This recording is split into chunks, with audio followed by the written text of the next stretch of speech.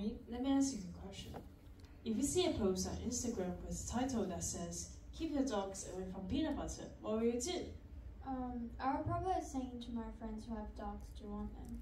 Oh, come on, you don't even read the whole post first? I thought the title was pretty obvious, so I might as well just save the time. That's risky. You should always keep a little doubt in mind when you view information online. Why? The internet is such a convenient and powerful tool. Are you really telling me that I shouldn't trust everything on it? Glad you asked. Recently, I did research on the lack of media literacy in teenagers in the AI era. You should really give it a listen. Good thing that I brought my presentation team with me today. You are very lucky. Wait, what? Who are? Meet Anderson and Juno. They are going to assist me throughout this presentation. And today, you're going to learn how teenagers like you and me lack media literacy. And with such advanced AI technology, it adds more to the threats we are currently facing. Okay, fine. Then tell me, why shouldn't we trust information online? What's so dangerous about it?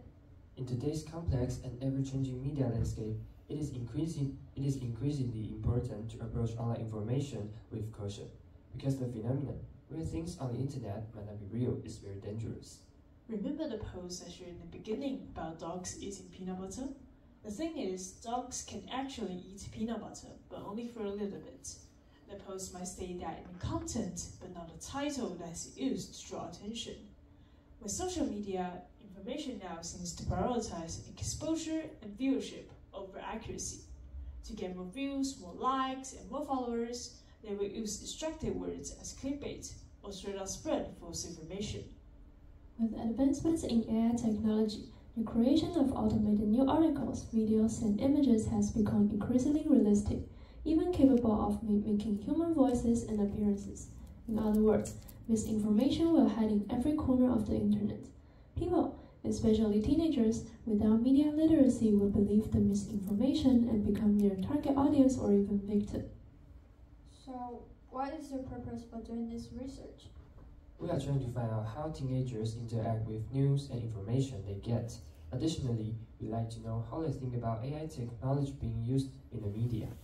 We also wanted to look for a characteristic fake news has, along with ways to spot and call those news out. In other words, better with teenagers' media literacy. Hope that after the presentation, you can have a better understanding of the importance of media literacy and gain some media literacy skills. Alright, you guys been talking about media literacy, thing that I clearly have not in my head. Can you guys explain what that is in a much simpler way? With pleasure. Media literacy is an ability to understand and critically judge the information we receive from various media sources. The skills helps us identify whether the information is true or false. Without it, you'll become those scammers and clickbait and money printer, while all they left for you is not cash or fame, but the misinformation and the opportunity to look bad in front of people.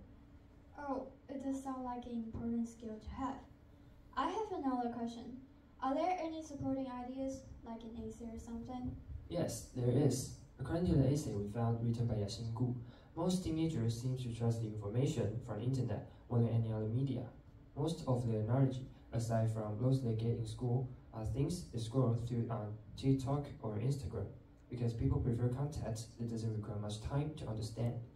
The essay also stated that the longer people use media, the lower their media literacy skills become. This might be because they mainly use media for entertainment, and without clear guidance, no one will use it as a learning tool, but an escape from reality. Now, we asked 100 teenagers aged between 12 to 22 some questions regarding media usage and their opinion on fake news and AI information. The following are our questionnaire analysis. Our first question is, where do teenagers receive most of their information from?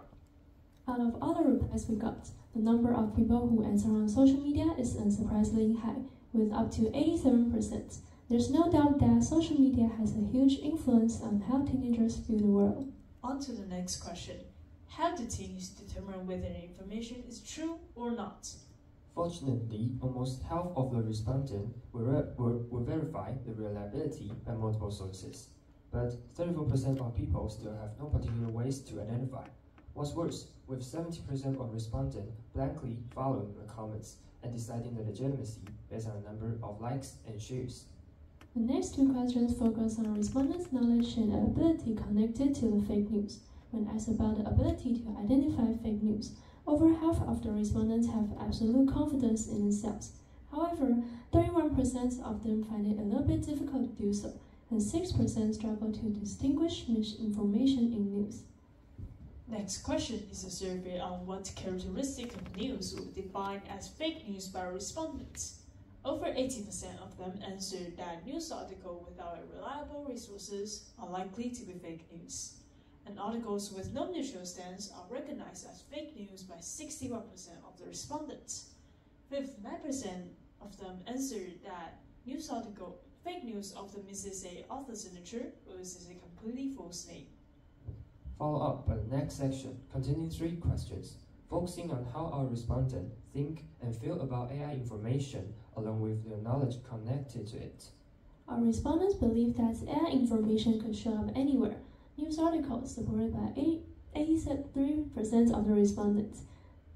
Media streaming platforms like YouTube and Twitch are thought to contain misleading AI information by 9% of the respondents. The place with the highest percentage of possible AI content is social media, with merely 4% of the respondents disagreeing on this option. When mentioning thought on AI-generated news, up to 57% of respondents believe that AI technology can help improve the accuracy and efficiency. However, 22% are concerned about the increased potential for spreading misinformation, and 21% have no particular opinion. So, Connie, have you learned anything from introduction? Yes, as most information now comes from social media, media literacy is essential. I have learned some ways to improve myself from you guys. I have to admit that I was tricked by the dog post at first. I was even about to tell my friends not to give their pets peanut butter because I thought it could be harmful. After hearing your introduction, I learned the truth. Now, I plan to diversify my media sources by reading more news and searching in Taiwan fact-check center sites for trustworthy information. The next time I encounter posts with misinformation, like the post I saw earlier, I will be able to apply my skills I have learned. Thank you.